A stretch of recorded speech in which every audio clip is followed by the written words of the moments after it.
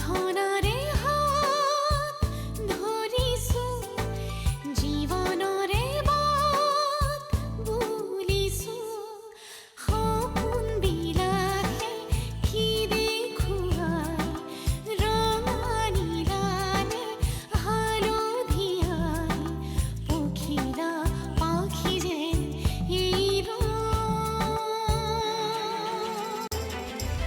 সপোনৰ আচুতীয়া ৰং সপোনৰ আচুতীয়া ৰং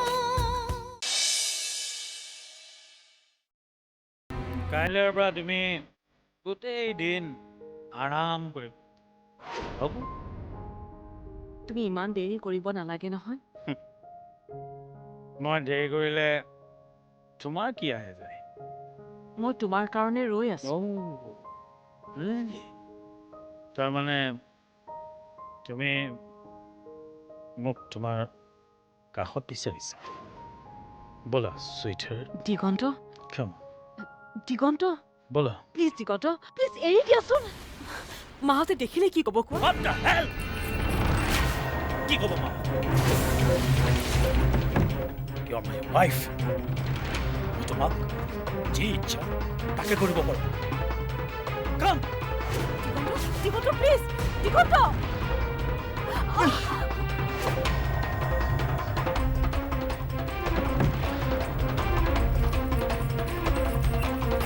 তুমি বলিয়া হৈছা নেকি? মই বলিয়া হৈছোঁ। তোমাক প্ৰথম দেখা দিনাৰ পৰাই মই বলিয়া হৈছোঁ। দিগন্ত মই তোমাৰ পত্নী, তোমাৰ অৰ্ধাংগিনী। তুমি মোৰ পত্নী। গতিকে মই তোমাক যেনেকৈ বিচাৰোঁ তেনেকৈ পাব লাগিব। এতিয়া দিগন্ত এতিয়া নিচিঞৰিবা ঘৰৰ মানুহে সাৰ পাব মনে মনে থাকা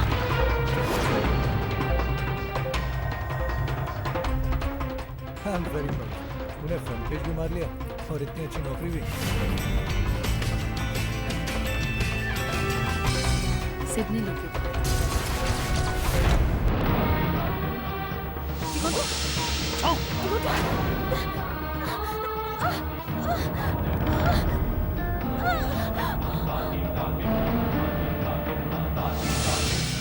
Sydney loke. Oh Vicky, I'm so happy.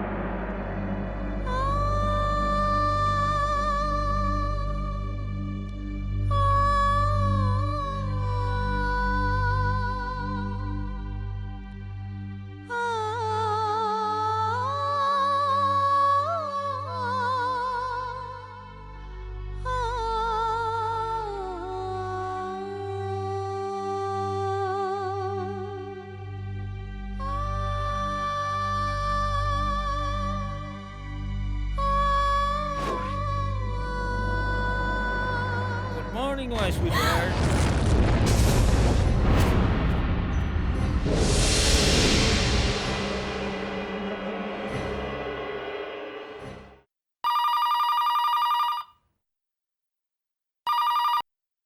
Hello' অঁ হয় আপুনি কোনে কৈছে মই কিৰণৰ ভনীয়েক ঋতু অঁ কি খবৰ ভালনে আপোনালোকৰ কাৰো লগততো আমাৰ চিনাকি হোৱাই নাই হয় কথাবোৰতো আপোনালোকে সকলো জানেই হয় দাদাই হঠাতে কি কৰি পেলালে আমি একো গমকে নাপালোঁ ৰ'বচোন মই বৌক মাতি দিছোঁ বৌ তোমাৰ ফোন আমাৰ বাক আপোনালোকে কেনে পাইছে ভাল ভাল আমাৰ দাদাই ইমান ভাল বৌ এজনী বিয়া কৰাব বুলি আমি ভবাই নাছিলোঁ জানেনে বৌ তোমাৰ ফোন মোৰ ফোন কোনে কৰিছে তোমাৰ ভণ্টি ঋতু ঋতু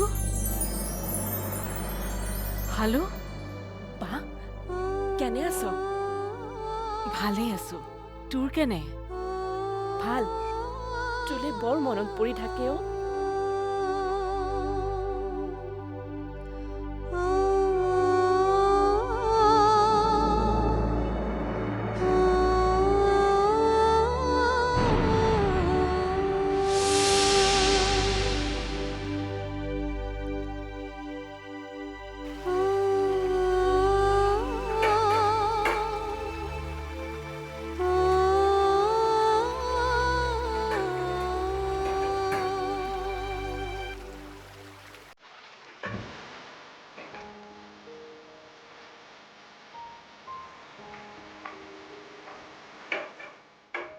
মা মা নিশা ইহঁত কোনো নাই নেকি হা কি হ'ল কিয় ইমান খুচি উৰিছ এওঁক এনেকৈ কাম কৰিবলৈ দিছ নে কিনো কাম কৰিবলৈ দিছ কি দিলো মানে মইতো অনবৰতে এওঁকে কাম কৰি থকা দেখো কাম নকৰিলে কেনেকৈ হ'ব বোৱাৰীজনী হৈ ঘৰৰ কাম কৰিবই লাগিব বোৱাৰী হ'ল বুলি গোটেই ঘৰৰ কাম তেওঁৱে কৰিব লাগিব নেকি তোৰ ঘৈণীয়েৰে যদি কাম কৰিবলৈ বেয়া পায় তেন্তে তাইক ঠেঙৰ ওপৰত ঠেং তুলি বহি থাকিবলৈ নকওঁ কিয় কামবোৰ অলপ ভাগ ভাগ কৰি ল'ব লাগে এজনী মানুহৰ ওপৰতে গোটেই ঘৰখনৰ কাম জাপি দিব নালাগে নহয় এওঁ মানুহে আগতে যে এই মাৰে গোটেই ঘৰখনৰ কাম কৰি আছিলো তেতিয়া কোনোবা দিনা এই কথা ভাবি চাইছিলি নে তুমি অফিচ যোৱা মানুহ অফিচ যোৱা ঘৰৰ কাম কোনে কৰিব তাত তুমি চকু দিব নালাগে কিয় নালাগিব আলবত লাগিব তোমাক মই এইখন ঘৰত বোৱাৰী কৰি আনিছো চাকৰণি কৰি অনা নাই তোৰ মাৰে তেন্তে তহঁতক চাকৰণি কৰি খুৱাব লাগে এই নিশাই কি কৰি থাকে তাইতো অলপ সহায় কৰি দিব পাৰে তোৰ লাজ লগা নাই হা মাৰে ভনীয়েৰে গেবাৰী খাটি তোৰ ঘৈণীয়েৰক বহুৱাই খুৱাব মোক লাগে কোনেও বহুৱাই খুৱাব নালাগে হাত দুখন আছে যেতিয়া নিজেই কাম কৰি খা নালাগে তুমি কাম কৰিব যোৱা ৰুমত যোৱা ঘৰখনত মই কি কৰি থাকো নাথাকো তাত তুমি মূৰ খুম্বাব নালাগে তুমি অফিচ যোৱা নিশাই যদি তাইক ক্লাছ ক্ষতি কৰি ঘৰৰ কাম কৰিব লাগে তেতিয়াহ'লে তই অফিচ বাদ দি ঘৰৰ কাম নকৰ কিয় তেতিয়া তোৰ ঘৈণীয়েৰে শুই শুই সময় পাৰ কৰিব পাৰিব ফাল্টু কথা নকবি মই অফিচ বাদ দিলে চলিম কেনে তোৰ চাকৰিৰ দৰমহাৰে তই ঘৰ চলোৱা নাই বাপেৰৰ পেঞ্চনৰ টকাকেইটা নোপোৱা হ'লে ইমান দিনে কিজানি আমি নাখাই মৰিব লাগিল তোমাক মই অফিচ যাবলৈ কৈছো যোৱা ইয়াত থাকি অশান্তি কৰি থাকিব নালাগে যোৱা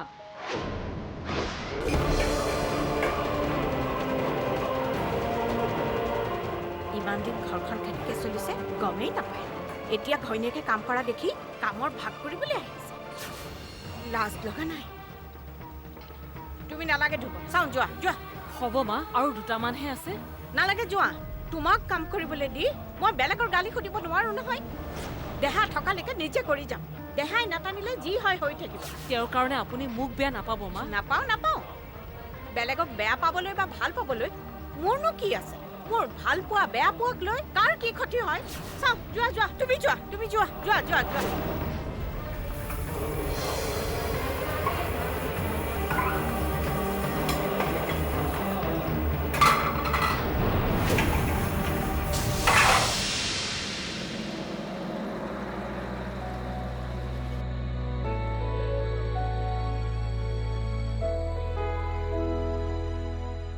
ঋতু আছনে অঁ আছো কচোন কি কৰি আছ মই এনে আছো বহ ইয়াতে আজি অফিচৰ পৰা সোনকালে আহিলি নেকি অলপ সময় হ'ল অহা তোৰ পঢ়া শুনা কেনে চলিছে কি হ'ল নহয় তই আজি মোৰ খবৰ সুধিলি যে কিয় মই তোৰ খবৰ ল'ব নাপায় নেকি পাই কিন্তু তই দেখোন আমাৰ খবৰ ল'বলৈ সময়ে নাপাওঁ সেইকাৰণে আজি পঢ়াৰ কথা সোধাত আচৰিত হৈছো তোৰনো আৰু বেলেগকৈ খবৰ ল'ব লগা কথা কিটো থাকিব পাৰে আমি দেখোন একেটা ঘৰতে একেলগে থাকোঁ একেটা ঘৰতে একেলগে থাকিও আমাৰ মনবোৰৰ মাজত বহুত দূৰত্ব থকা যেন লাগে দাদা আগতে কিন্তু এনেকুৱা নাছিল আমাৰ মনবোৰ বৰ ওচৰা ওচৰিকৈ আছিল জান আমাৰ মনক বান্ধ খুৱাই ৰখা এনাজৰীডাল কোন আছিল জান কোন মা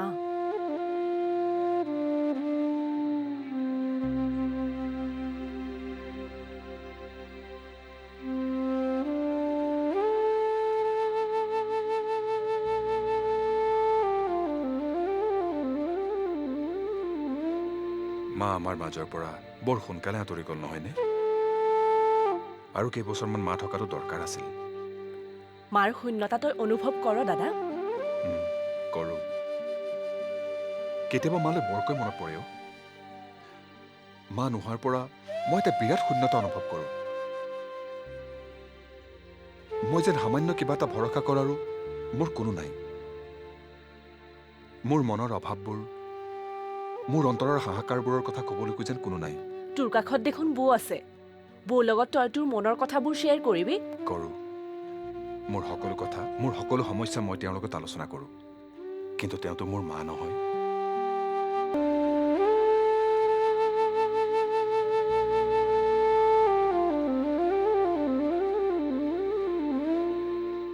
মা আমাৰ মাজৰ পৰা বৰ সোনকালে আঁতৰি গ'ল নহয়নে?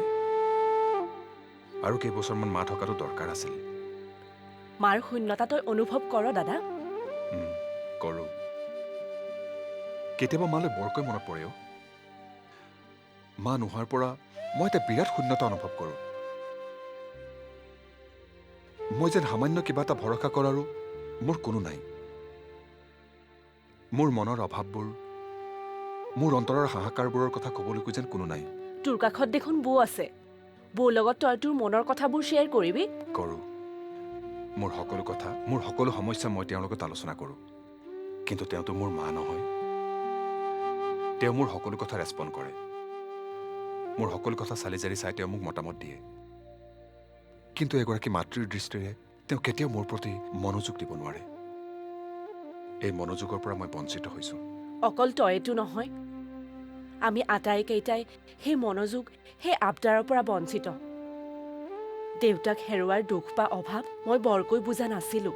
আমাৰ মায়ে আমাক দেউতাৰ অভাৱ অনুভৱ কৰিবলৈ দিয়া নাছিল। কিন্তু মা ঢুকোৱাৰ পাছত সেই অভাৱ পূৰাবলৈ আমাৰ কোনো নাই।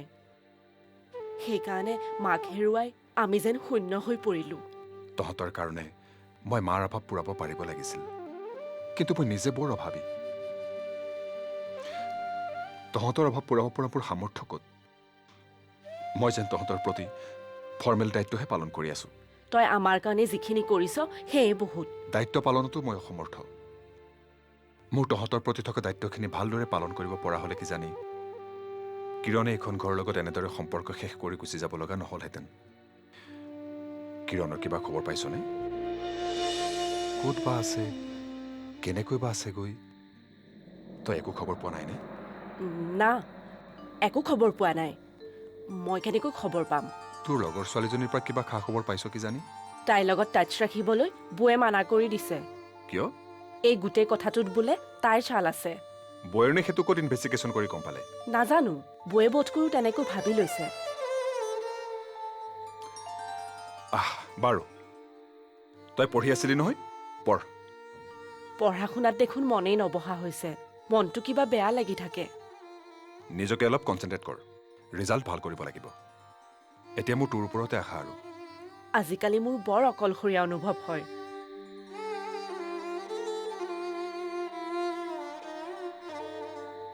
তই অকলশৰীয়া কিয় হবি? মই আছো নহয়। মনটো মাৰি নাথাকিবি। কিবা প্ৰয়োজন হ'লে মোক কবি। পঢ়াত মন দে।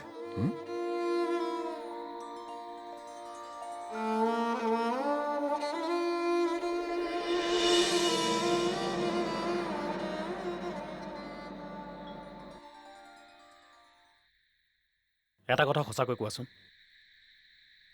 তুমি বাৰু এই ঘৰখনৰ লগত এডজাষ্ট কৰিব পৰা নাই নেকি? মই কথাটো ওলোটাকৈ ভাবিছোঁ। ওলোটাকৈ মানে? এই ঘৰখনে মোৰ লগত এডজাষ্ট হ'ব পৰা নাই।